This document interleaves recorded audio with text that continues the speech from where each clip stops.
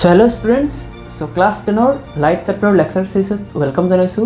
So last class we discuss কৰিছিলো absolute refractive index, optical density কি হয়, mass density কি হয়, এবিলাক বস্তু আমি ডিসকাস কৰিছিলো। So এটো ক্লাছত আমি কি ডিসকাস কৰিম, NCERT বুকৰ তোমাৰ ইনটেক্স কোৱেশ্চন কেইটামান ডিসকাস কৰিম, page number 150 Intex question. So question number 1 কি আছে, a ray of light traveling in air enters obliquely into water. Does the light ray bend towards the normal or away from the normal? Why? So light আছে, light ray এটা obliquely মানে এংগেলত সোমাইছে কৰ পৰা ক'ত, এয়াৰৰ পৰা ৱাটাৰত। আমি ডায়াগ্ৰামটো আগতে ড্ৰ কৰিছো, এটো ইন্টাৰফেস হয়, এই লাইনৰ ওপৰটো এয়াৰ, তলৰটো ধৰা ৱাটাৰ। সো এয়াৰৰ পৰা ৱাটাৰত যেতিয়া লাইট সোমাব অবলিকলি, তো নৰ্মালৰ ফালে বেন্ড হ'ব না নৰ্মালৰ পৰা away বেন্ড হ'ব, ঠিক আছে? কেনেকৈ বেন্ড হ'ব এটো ক'ব। এতিয়া লাষ্ট লেকচাৰ তুমি যদি চাইছা সিৰিয়ালি, তেতিয়া এটো আনসাৰ তোমাক ক'বই নালাগে, ঠিক আছে? ডাইৰেক্ট পাৰিবা। সেইবিলাক লেকচাৰ যদি চোৱা নাই, ডেসক্ৰিপচনত লিংক দি আছে, তাৰ পৰা চাই ল'বা, ঠিক আছে? এতিয়া এয়াৰ মানে কি মিডিয়াম, ৰেয়াৰাৰ মিডিয়াম, ৱাটাৰ মানে কি ডেন্সাৰ মিডিয়াম। তো এতিয়া ইয়াৰ কাৰণে মই এটা ট্ৰিক দিছিলোঁ যে তুমি কেনেকৈ মনত ৰাখিবা নৰ্মালৰ ফালে বেন্ড হ'ব না নৰ্মালৰ পৰা দূৰত বেন্ড হ'ব। ট্ৰিকটো কি, ডক্টৰ এ, এইটো ট্ৰিক, এইটো তুমি যদি মনত ৰাখিব পাৰা তেতিয়া আৰু তোমাৰ কেতিয়াও কনফিউজন নালাগিব যে ডেন্সাৰৰ পৰা ৰেয়াৰাৰ গ'লে তেতিয়া কেনেকৈ কি হ'ব বা ৰেয়াৰৰ পৰা ডেন্সাৰ গ'লে তেতিয়া কেনেকৈ হ'ব। এতিয়া ডক্টৰ এ মানে সেইটো বুজিয়ে পাইছা, ডেন্সাৰ টু ৰেয়াৰাৰ, লাইটটো যেতিয়া ক'ত যাব, ডেন্সাৰ টু ৰেয়াৰাৰ যাব, তেতিয়া আৱে বেণ্ড হ'ব, তেতিয়া আৱে বেণ্ড কৰিব, আৱে যাব, নৰ্মালৰ পৰা আৱে যাব। তেতিয়া ইয়াৰ উল্টা হ'ব জাষ্ট, কাৰ কাৰণে, ৰেয়াৰাৰ টু ডেন্সাৰৰ কাৰণে। তো ৰেয়াৰাৰটো যদি ডেন্সাৰ হয় তো নৰ্মালৰ ফালে বেণ্ড কৰিবা। তুমি চিম্পলি এইটো কি লিখি দিওঁ, বেণ্ড মানে নৰ্মালৰ ফালে বেণ্ড কৰিব। বুজি পাইছা কথাটো? এনেকৈ মনত ৰাখিবা। তো লাইটটো আমাৰ এইটো কেছত ক'ৰ পৰা ক'ত গৈ আছে, এয়াৰৰ পৰা ৱাটাৰত গৈ আছে, ৰেয়াৰাৰৰ পৰা ডেন্সাৰত গৈ আছে, আৰ ডি। চ' আৰ ডি কি হ'ব, আৱে নহ'ব, বেণ্ড হ'ব। কাৰ ফালে বেণ্ড হ'ব, নৰ্মালৰ ফালে বেণ্ড হ'ব। এতিয়া এইখিনি লিখিলে আনসাৰ নহ'ব, আমাৰ আৰু কি লিখিব লাগিব, ৰিজন দিব লাগিব। তো ৰিজন চিম্পল হয়, আমাৰ এই বেণ্ডিংটো কি হৈ আছে, এটা মিডিয়ামৰ পৰা আনটো মিডিয়ামত যেতিয়া যায়, কাৰণ লাইটৰ স্পীড চেঞ্জ হয়। তো মনত ৰাখিবা, ৰেয়াৰাৰ মিডিয়ামত স্পীড অফ লাইট কি হয়, বেছি হয়, ডেন্সাৰ মিডিয়ামত স্পীড অফ লাইট কম হয়। এইটো তুমি এনেকৈ এটা এক্সাম্পল দি মনত ৰাখিব পাৰা যে দুটা ৰোড আছে, এটা ৰোডত পূৰা ৰাছ ক্ৰাউড, ট্ৰাফিকটো বহুত বেছি, চ' তাতে সোনকালে আমি যাব পাৰিম, আৰু এটা ৰোড আছে পূৰা খালী, তাতে ৰাছ কম আছে, কোনটোত ৰোডত বেছি যাব পাৰিম, ছেকেণ্ড কেছ য'ত ৰাছ কম আছে। ঠিক তেনেকৈ ৰেয়াৰাৰ মিডিয়াম, তাতে আমাৰ ঘনত্বটো কম, চ' তাতে স্পীড অফ লাইট বেছি, সোনকালে যাব পাৰে।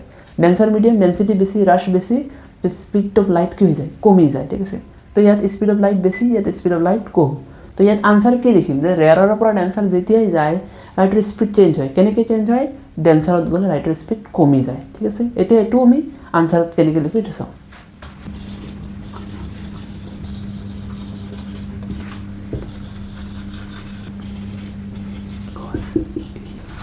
So লিখিছোঁ, when light ray enters from air to water, it bends towards normal because its speed decreases in water.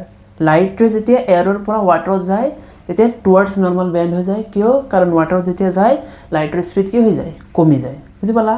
এতিয়া নেক্সট কুৱেশ্যনটো চাওঁ। Light ray enters from air to glass having refractive index 1.50.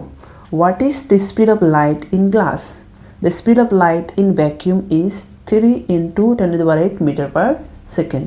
Hey, এইটো last class যদি তুমি চাইছা তেতিয়া এইটো question easily solve কৰিব পাৰিবা, এবসলিউট ৰিফ্ৰেক্টিভ ইণ্ডেক্সৰ কুৱেশ্যন, ঠিক আছে? চাওঁ এইটো কেনেকৈ সলভ কৰোঁ। কুৱেশ্যনটোৰ লেংগুৱেজটো বুজাৰ ট্ৰাই কৰিবা। দেখা, light enters from air to glass, first medium কি হ'ব, এয়াৰ হ'ব, ছেকেণ্ড মিডিয়াম কি হ'ব, গ্লাছ হ'ব। চ' এয়াৰৰ পৰা গ্লাছত এণ্ট্ৰি কৰিছে লাইটটো, আৰু ৰিফ্ৰেক্টিভ ইণ্ডেক্স দি আছে, air to glass having refractive index. তাৰমানে এইটো কাৰ ৰিফ্ৰেক্টিভ ইণ্ডেক্স, এয়াৰৰ না গ্লাছৰ, গ্লাছৰ ৰিফ্ৰেক্টিভ ইণ্ডেক্স, ছেকেণ্ড মিডিয়ামৰ ৰিফ্ৰেক্টিভ ইণ্ডেক্স হয়। আগৰ লেকচাৰবিলাক যদি চোৱা নাই চাই ল'বা, গ্লাছৰ ৰিফ্ৰেক্টিভ ইণ্ডেক্স দি আছে। তো ৰিফ্ৰেক্টিভ ইণ্ডেক্স অফ কি, glass, absolute refractive index, because first মিডিয়ামটো কি আমাৰ হয়, এয়াৰ হয়। চ' কিমান আছে, 1.50 নিলিখিলেও হ'ব। বুজি পালা কথাটো? এতিয়া কৈছে যে আমাৰ এই গ্লাছত স্পীড অফ লাইট কিমান হ'ব, তাৰ কাৰণে সিম্পলি আমি এবসলিউট ৰিফ্ৰেক্টিভ ইন্ডেক্সৰ ফৰ্মুলা লগাম, সেইটো ফৰ্মুলা লগালে আমি পাই যাম আৰু এটা বস্তু দিয়া আছে ভ্যাকুয়ামত লাইটৰ স্পীড কিমান এটো দিয়া আছে 3 * 10^8 মিটাৰ পাৰ সেকেন্ড এটো জেনেৰেলি মনতে থাকিব লাগে কোশ্চেনত নিদিলো বাট হিতে দি দিছে এতিয়া আমি জানো NG এবসলিউট রিফ্র্যাক্টিভ ইনডেক্সৰ ফৰ্মুলা কি আছিল ওপৰত অলৱেজ কি থাকে ফাৰ্স্ট মিডিয়ামত c আৰু তলত কি হ'ব ভেলোসিটি ইন কি হ'ব মিডিয়াম এতিয়া কোনটো medium glass medium second medium তো সো NG = c/vg এতিয়া ভ্যালুবোৰ পুট কৰি দিয়া এটা কাম কৰা ভেলোসিটি ইন গ্লাস লাগে না এটো ওপৰত উঠাই লওয়া এটো তলত যাব ভেলোসিটি ইন গ্লাস তো ইয়াত আনা NG টো তলত লৈ যোৱা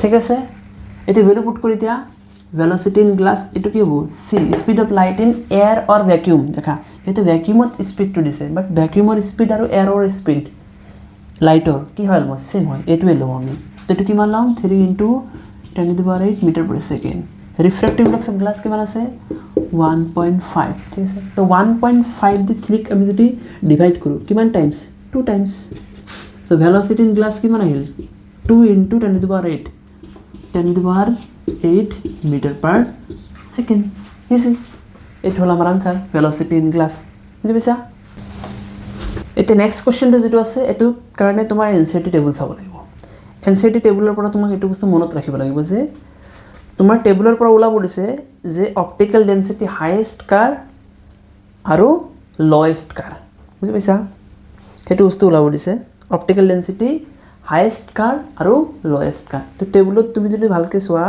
টেবুলত তুমি যদি চোৱা অপটিক্যাল ডেন্সিটি এয়াৰৰ কি লোয়েস্ট 1.0003 ঠিক আছে 3.03 আৰ হাইয়েস্ট কাৰ ডায়মন্ডৰ 2.42 এটো বস্তু মনত ৰাখিবা এয়াৰৰ অপটিক্যাল ডেন্সিটি মিনিমাম আৰু ডায়মন্ডৰ অপটিক্যাল ডেন্সিটি কি ম্যাক্সিমাম ঠিক আছে এটো বস্তু তুমি নোট হিচাপে লিখি ৰাখা মই আৰু নিলিখাও এটো হ'ব আনসাৰ নেক্সট কোশ্চেনটো আমি চাও এটো আকৌ টেবুলৰ পৰা কোশ্চেন দিছে যে you are given kerosene, turpentine and water.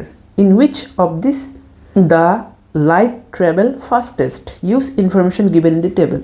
Tabular information to তোমাক ইউজ কৰি তোমাক ক'ব দিছে যে টাৰপেন্টাইন ওয়াটাৰ আৰু কেৰোসিনৰ পৰা কোনটো মিডিয়ামত ঠিক আছে তিনটাৰ পৰা কোনটো মিডিয়ামত স্পিড অফ লাইট কি হ'ব ফাস্টেষ্ট হ'ব ঠিক আছে চাও এতিয়া কাম কৰা হিয়তৰ ৰিফ্ৰ্যাক্টিভ ইনডেক্স ভ্যালুটো মই চাই লও কেৰোসিনৰ কিমান আছে 1.44 ওয়াটাৰৰ আছে তোমাৰ মনত আছে 1.33 ঠিক আছে আৰু টাৰপেন্টাইনৰ কিমান আছে 1.47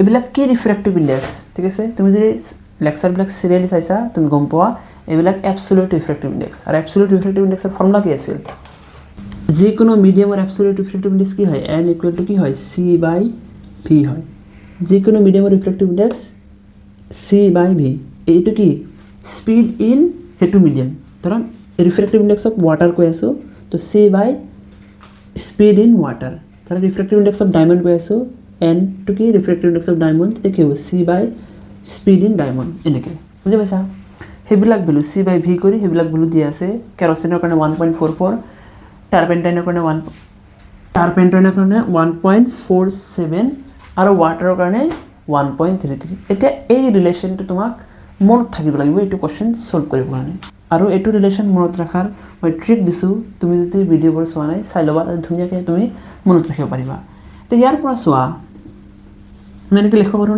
না c আমাৰ কি হয় কনস্ট্যান্ট হয় তো আমি এনেকৈ লিখিব পাৰোঁ কনস্ট্যান্টটো যদি এৰাই দিওঁ তেতিয়া ইকুৱেল টুৰ পৰা কি হৈ যাব প্ৰপৰ্শনাল হৈ যাব আমি এইটো বস্তু জানো কনস্ট্যান্টটো এৰাই দিলে ইকুৱেল টু কি হৈ যায় প্ৰপৰ্শনাল হৈ যায় সো প্ৰপৰ্শনালটো কি হ'ব এটো এৰাই দিলো তো ওপৰত থাকি গ'ল একো নাই মানে 1 আছে তলত কি হৈ গ'ল v আহি গ'ল বুজি পাইছা কথাটো মানে refractive index inversely proportional to speed বা ভেলোসিটি বুলি ক'ব পাৰো মানে স্পিড আৰু refractive index of the medium কি হয় ইনভার্সলি প্রপোর্শনাল হয় বুজি পাইছা মানে স্পিডটো যিমান বেছি হ'ব রিফ্র্যাক্টিভ ইনডেক্স ইমান কম হ'ব স্পিড যিমান বেছি কম হ'ব রিফ্র্যাক্টিভ ইনডেক্স ইমান বেছি হ'ব বুজি পাইছা কথাটো সো সেই কাৰণে ইয়াত তুমি যেটো চোৱা ৰিফ্ৰ্যাক্টিভ ইনডেক্স যাৰ হাইয়েস্ট আছে না তাৰ স্পিড হ'ব লোয়েস্ট ঠিক আছে লাইটৰ স্পীড কি হ'ব তাৰ লয়েষ্ট হ'ব সো ৰিফ্ৰেক্টিভ ইনডেক্স হাইয়েষ্ট কাৰ টাৰ্পেণ্টাইনৰ 1.47 তো এইটো মিডিয়ামত লাইটৰ স্পীড হ'ব লয়েষ্ট আৰু এতিয়া লয়েষ্ট ৰিফ্ৰেক্টিভ ইনডেক্স কাৰ আছে ৱাটাৰৰ 1.33 তো ৱাটাৰৰ ৰিফ্ৰেক্টিভ ইনডেক্স লয়েষ্ট তো ইয়াত লাইটৰ স্পীড যেটো হ'ব ৱাটাৰত এটো কি হ'ব হাইয়েষ্ট হ'ব তো লাইট ফাস্টেষ্ট কোনটো মিডিয়ামত ট্ৰেভেল কৰিব ৱাটাৰত তাৰ পিছত কেৰোচিনত তাৰ পিছত টাৰ্পেণ্টাইনত ঠিক আছে এটো তুমি এনেকৈ সিকোয়েন্সত লিখিব পাৰা